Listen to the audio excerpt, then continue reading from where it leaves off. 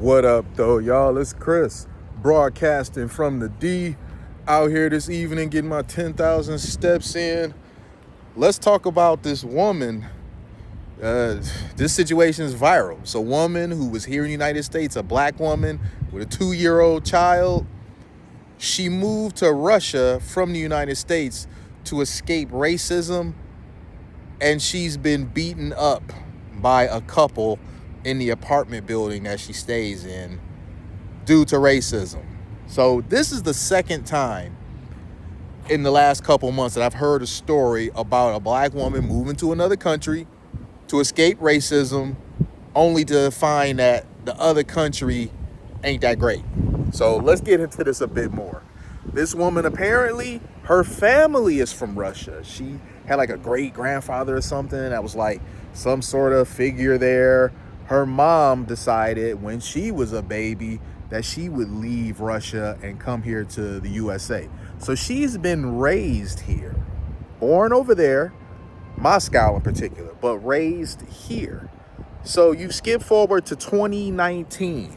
She gives an account of some situation where she was the victim of some sort of bad situation, and she went to the police for help, and the police turned on her instead and threw her to the ground.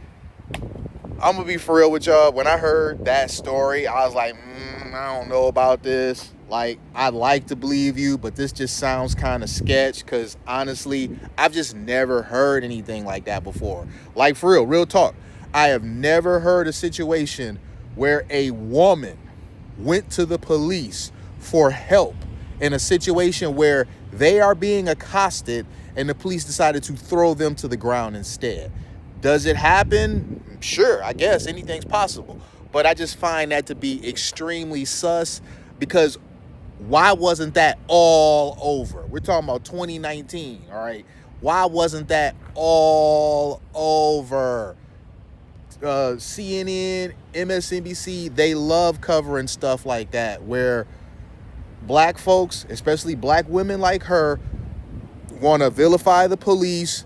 She was innocent of something and the police did this to her or whatever. Why wasn't that all over cable news? So for that reason, I just find that story to be a bit sus. However, she said that was the reason why she decided she was leaving here because of racism, and she was going to Moscow. So she got over there. Apparently she was in some documentary about her journey leaving here, and she was like really hamming it up about how much better it was over there than it was here, yada yada yada.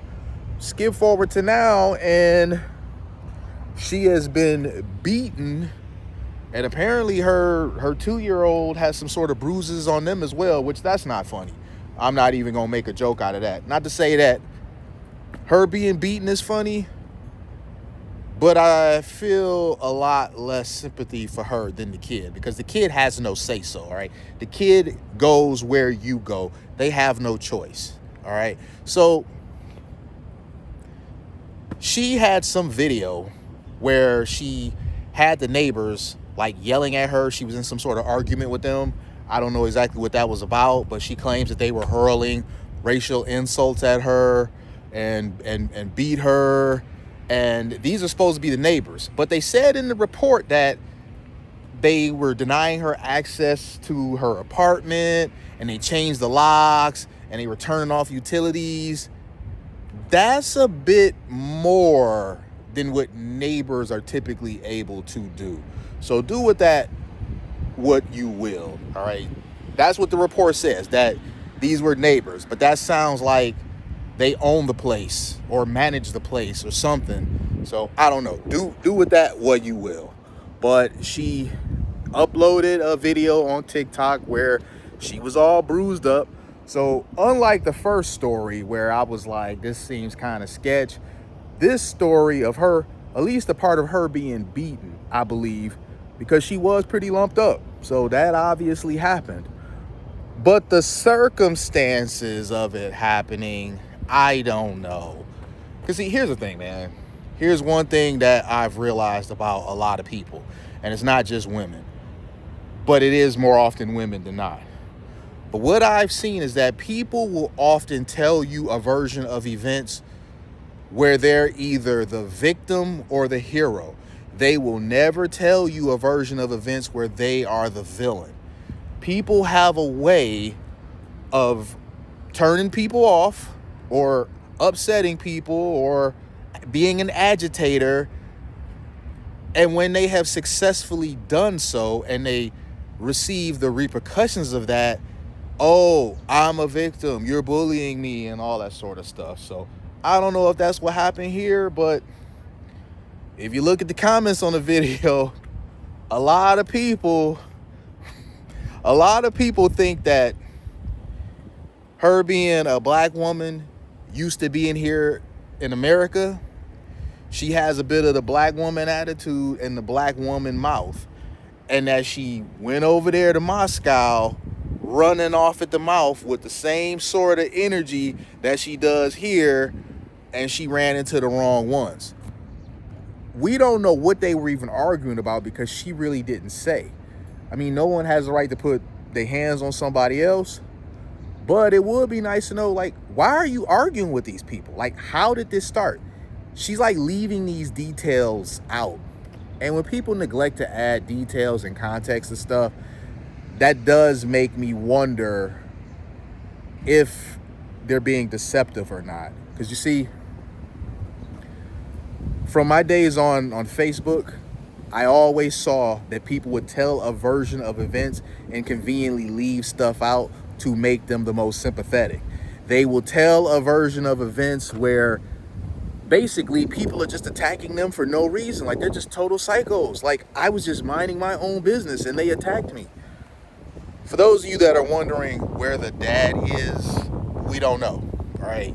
She left here with a 2-year-old child and she said nothing about a dad. Now, be quite honest with you, I really don't know any dudes that would be okay with that scenario.